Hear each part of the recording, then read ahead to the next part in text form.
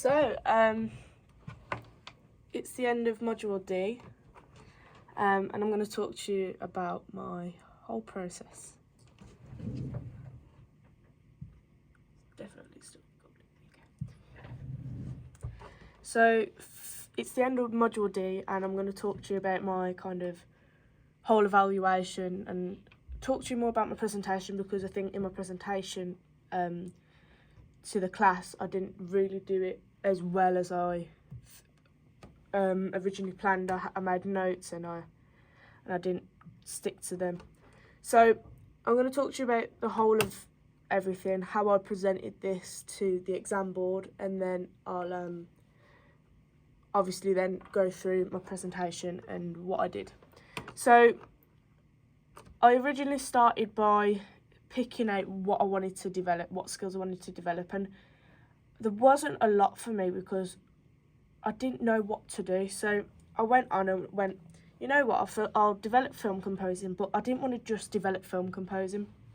So I went, what skills can I do to develop in film composing, not just do, I want to branch off into film composing more and not just develop film composing as a whole, because it's simple, it's easy, you're not really refining skills and developing skills. So my overall aim, end of module aim, was to show the development of skills for film composing. So that could be music theory, it could be working with orchestras, it could be what instruments do you use for all that sort of stuff. So yeah, so once I'd got my aim, I then created a plan. This video here is me talking about my plan, which is below. And how I did this is I did it writing down, because I wanted to make notes around the plan, which I was going to do online originally, but I wanted to make notes that I could add to or scribble out. So I did it on paper, and I did it once I picked my aim in lesson. Then I said what I wanted to do for each week, really thought about it, and put notes around it. As you can see here, you can see like I've got what I want to say in week one, and what I want to do, and whether that all just little elements and key points that I could consider. And the same for every week you can see me, there's little bullet points to say what I did, what I'm going to do. So that plan, I think doing it on a piece of paper this time really helped, because I got to write down details. If I wanted them out, I could scribble them out and take this plan along with me as I went through the weeks. So the way I was presenting my videos was, and my stuff each week, was through video format. Now I did a video at the beginning of every week telling my goal and aim for the end of the week, and then I did a video at the end of the week where talking about all that I did within the week and whether I've achieved the aim. So for week one, it was just a lot of research about film composing, because there's different ways everyone will film compose. There's different ways to composing in general, and I kind of wanted to take different styles of film composing to see if it would help me in the future. So and I wanted to also research any other film composers other than the main known ones as Hans Zimmer and John Williams. So I then went into loads of research, and here in these videos it's me talking about what I've learnt. There's a lot of things that I've learnt, so there's I'm just going to take a few things out, such as John Williams. He composes completely different to Hans Zimmer, which I say in my PowerPoint here. Again, my PowerPoint this is everything that I've done on my website, but just put into a PowerPoint format. But here, Hans Zimmer, he composes, he has the film given to him and he composes to that film, where John Williams, he'll have a music diary, or he'll just sit on the piano and play some ideas on the piano, or get an idea and he'll keep them, and then he'll get given the clip, or he'll compose a little like 30-second idea, and then he'll get given the film and he'll pick an idea that he's already got to fit that film. If he hasn't got any, then he'll go into Hans Zimmer's way of writing, where he composes to the film, but he'll find something out of that music diary that he's collected of all these melodic and musical ideas. He'll find something that he can really generate from them to make this amazing piece, which it's 2 different styles of composing, and I find it really interesting. So I wanted to do 2 different styles. Also, like, little quotes. So, like, Hans Zimmer was really, really important for this. So I watched a lot of videos on how he composes and who he works with. And there's some quotes that really stood out to me. So, like, if there's a rule, break it. The only way things move forward is the only way things move forward. So in film composing, you can get, or in composing in general, you can get stuck in this loophole of not knowing what to do next. And that's where you're kind of in this cycle where you can't move forward. So sometimes you might have to break the rule of a scale, or you might have to break a musical rule to move forward and progress with your piece, which I found really interesting, because you can get stuck in composing a lot, and you might not, and it might be because you're sticking to rules, and you might just have to break that rule to get your next idea and to make you move forward, and it could generate this amazing piece. Also, about another quote that really stood out to me was, the most important word about music is the word play. If you don't play, you're not going to produce, which I found really, really interesting. And then I obviously did some research of Hans Zimmer and John Williams here, and it was more about their style, how they stylistically write and their ways of writing, because I really wanted to kind of have 2 different ways and see which one was better. So yeah, so that's the research I did in week 1.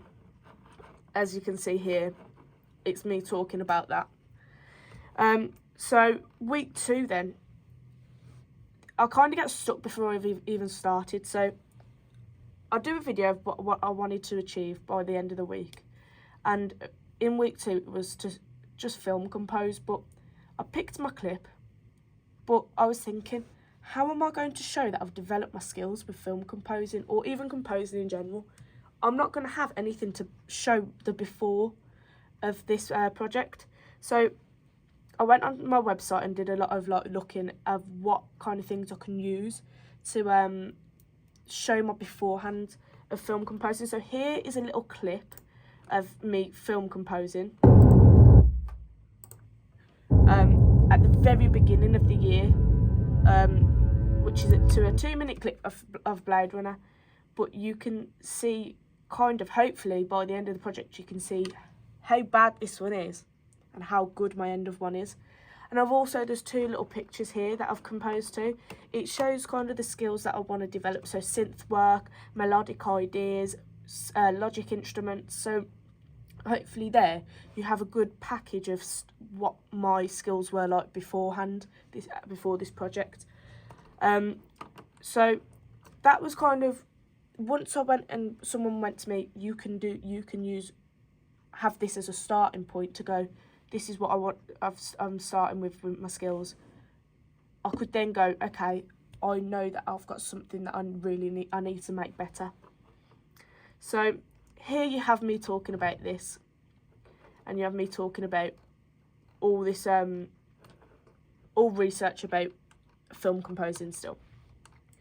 So going into week 3, I then go on and actually go into the film composing part. So I'll go with Hans Zimmer's way.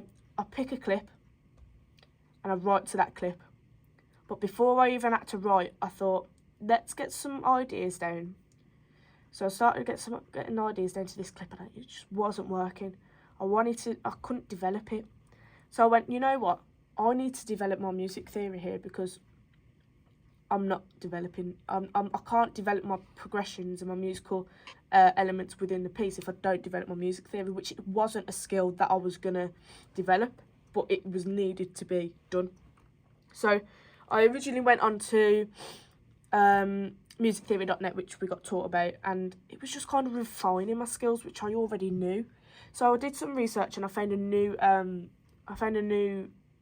website, and it taught me so much about qualities of chords, sequences, but even though I knew about it, it told me more in depth. So I learnt about like more in depth about triads and chords instead of just learning about the basic chord is C, E, G. It's player note, missing out player note. And all about form. I know about it, but it dived my knowledge in deeper, which here you can see what I've learnt, and here it'll say how I've incorporated it into my piece. So in my PowerPoint, I present this as well. But the main ones that I want to say to you, which I did do in my presentation, but obviously there's some things that I didn't get to say. Where does it say in my... So here, when a series of notes and rests repeat, it's a form of the rhythmic pattern. In my piece, I have a rhythmic and melodic pattern as the main melody, as the same recurrence of notes and rests in time here in that piece, in that little melodic phrase. Also, harmony is the sound of two or more notes heard simultaneously. In my piece, there's a lot of harmonic rhythms in the background complementing each other to create a thicker texture. So there, I don't want my piece to just be monophonic throughout, where it's plain, thin and simple. I want it to have loads of and feel comforting.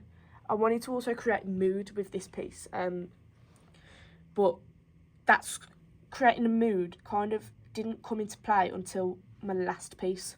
So for the week 2, 3, 4 and 5, I'm writing to James Bond, but then I'm thinking here this piece might be terrible, it might be awful, but I need to show my development of skills here. So I have a beginning project which shows how bad my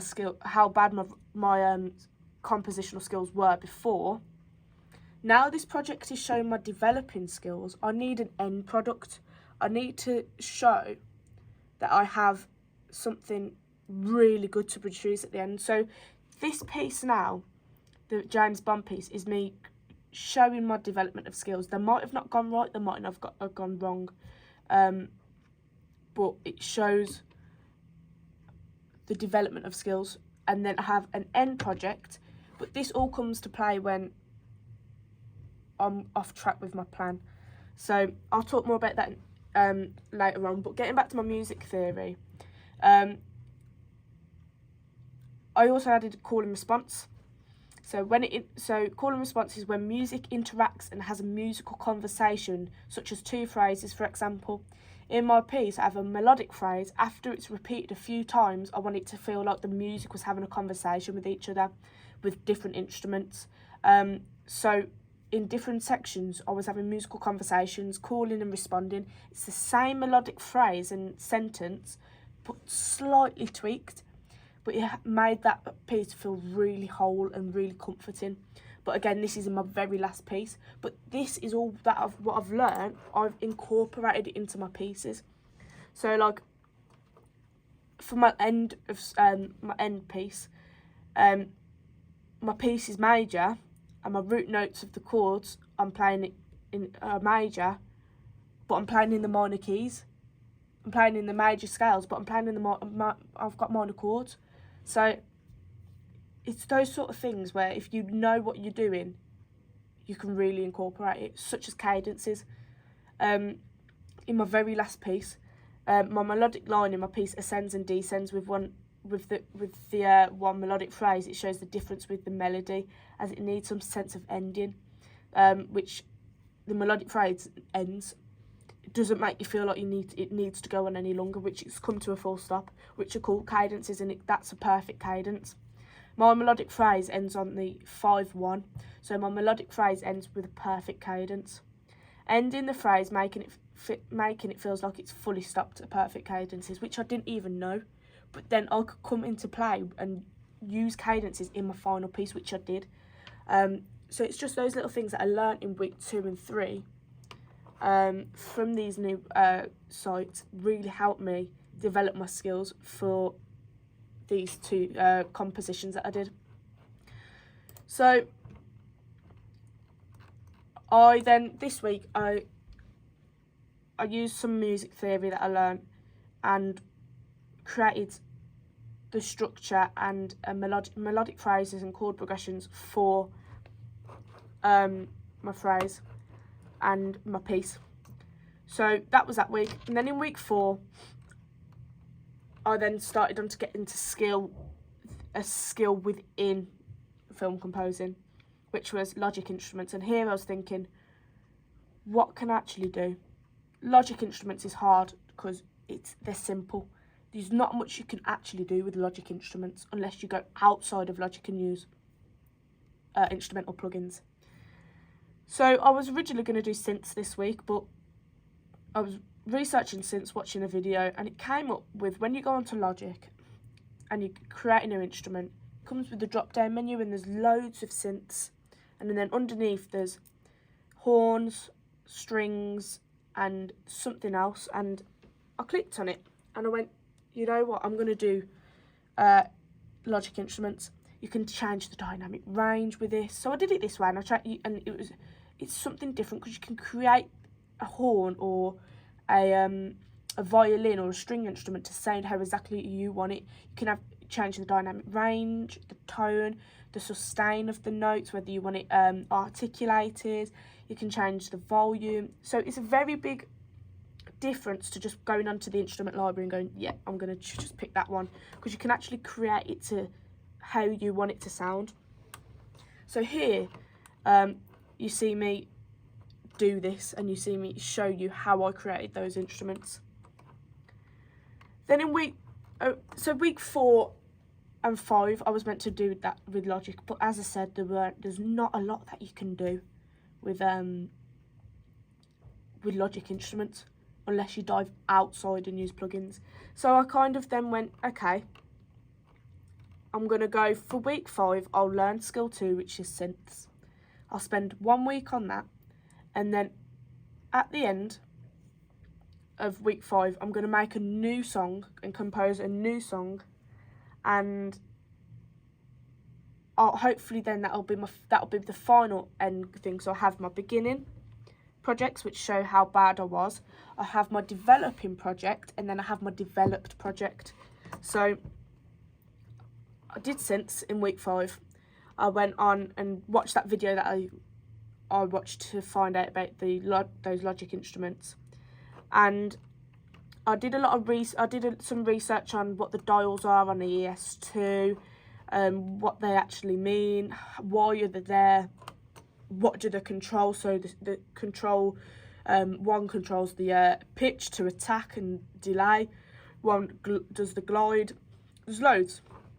So then I watched, once I knew about what each dial was for and the different waveforms, I could then implement it into my piece and watch and follow YouTube videos on how you create the sounding synth that I wanted.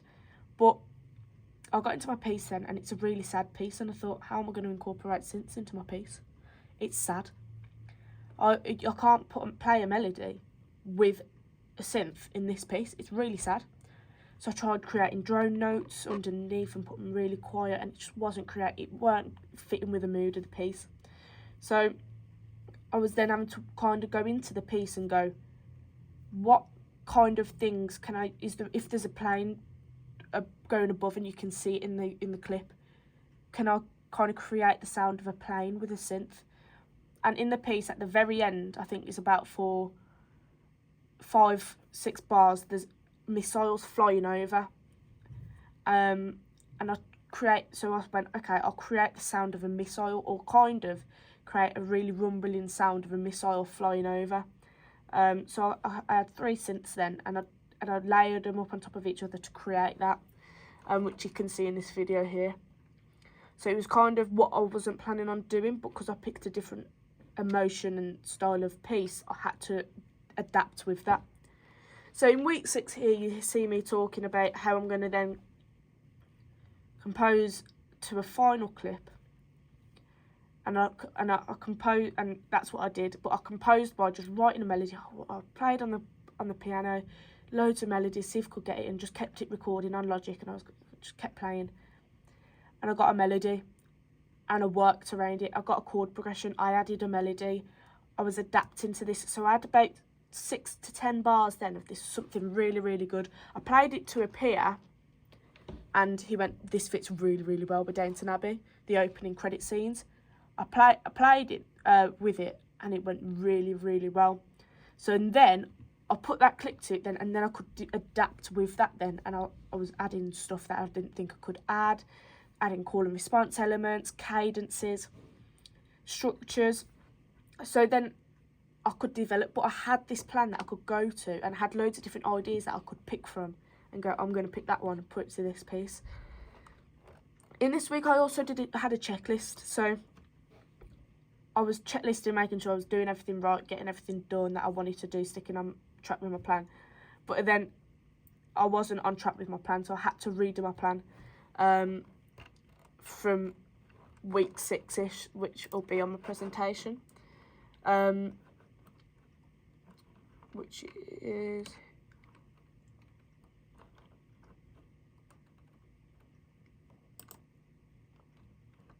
here. So in week 5, I was going to work on skill 3, which was my development of synths. And then in week 6 and 7, I had a 2-week period where I could compose to the Downton Abbey clip then, but with all my refined skills that I've done, and put them into that piece. So I just had a little tweak to my plan then, because in week 6 I was still supposed to be developing skill 3. So I did have a little bit of a change.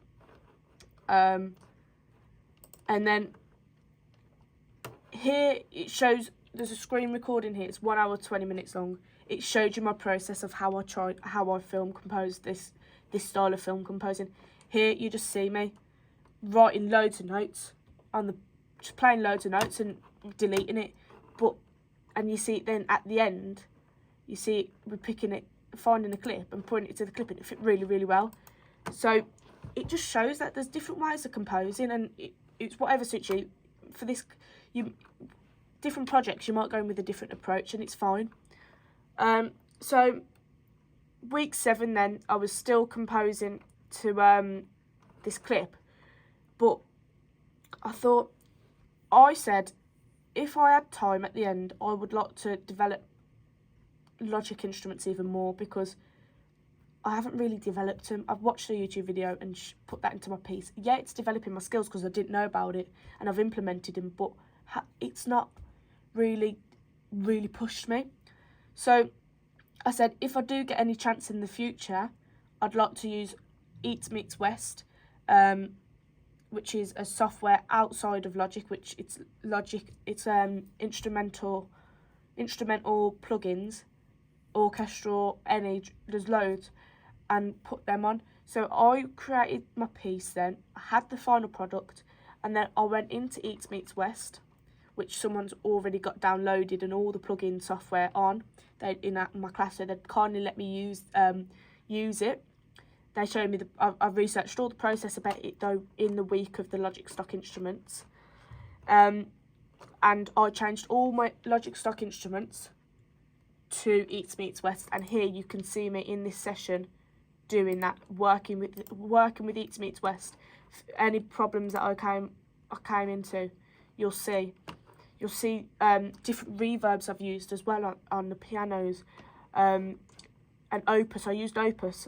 So yeah, it's really interesting, just like, and then here I added some elements.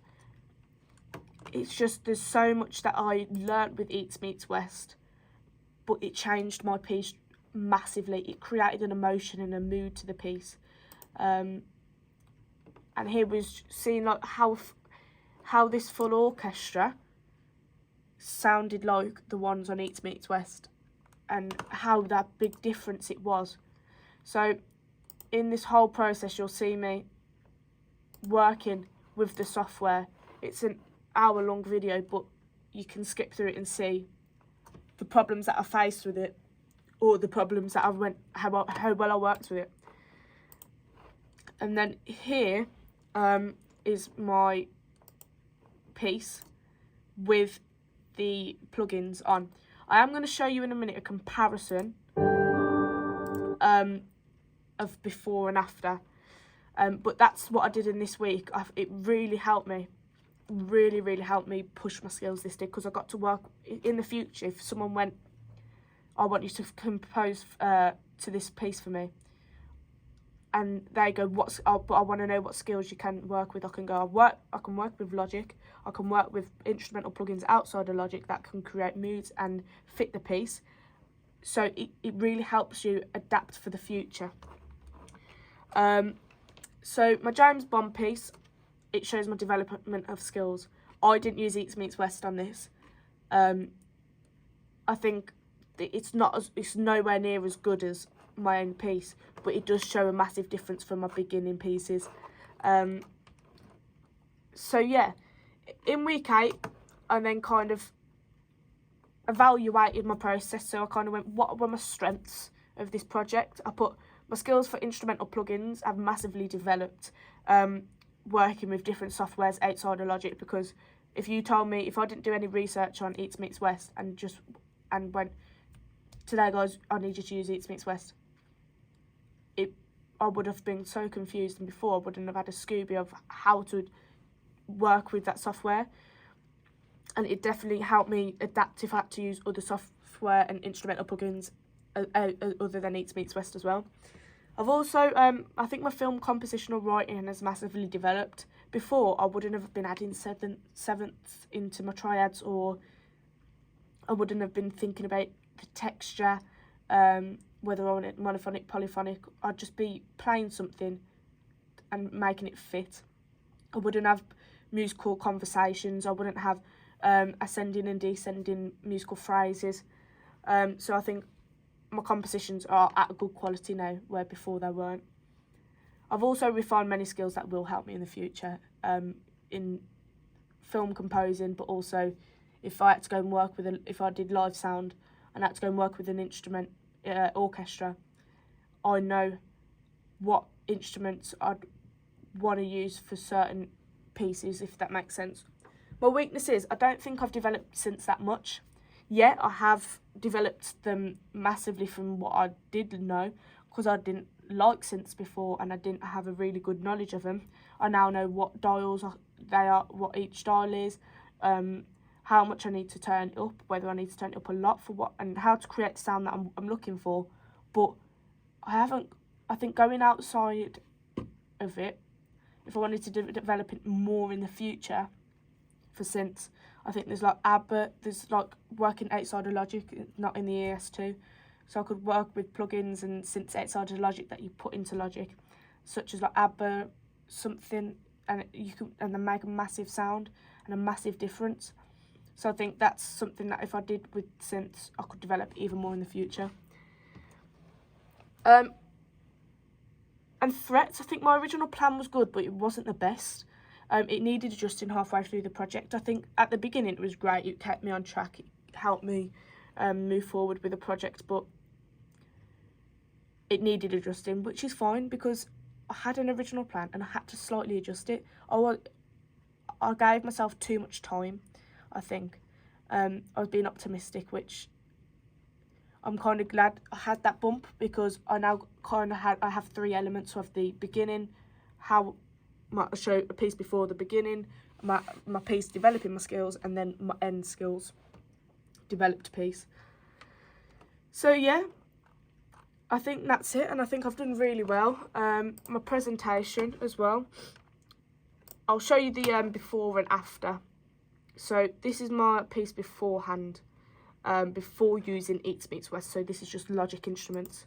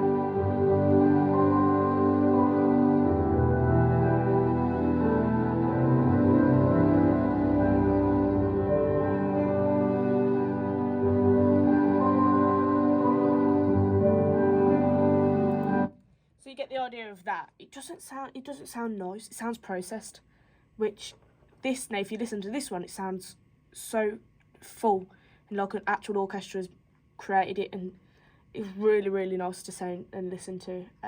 It does sound like a professional orchestra has played it. So this is it.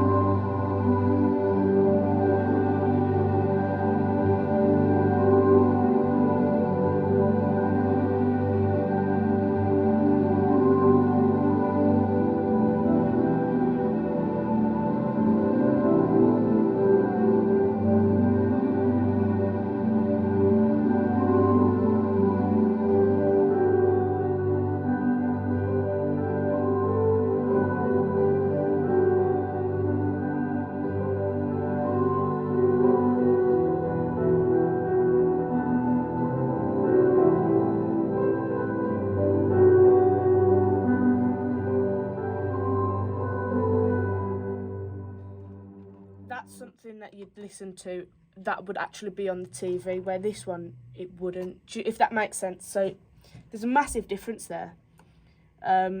This is like, that's how it would actually sound if it was played on the TV, where that, if hopefully you understand what I'm getting from with this. Do I think I'd take these skills that I've learnt with me in the future? 100%, definitely. I don't think it's pointless if not, because every skill that I've learnt here, even if it's just about a plan, it massively helps. So yeah, I think I've done really, really well there, and I think hopefully you can see my developed skills in the process of it.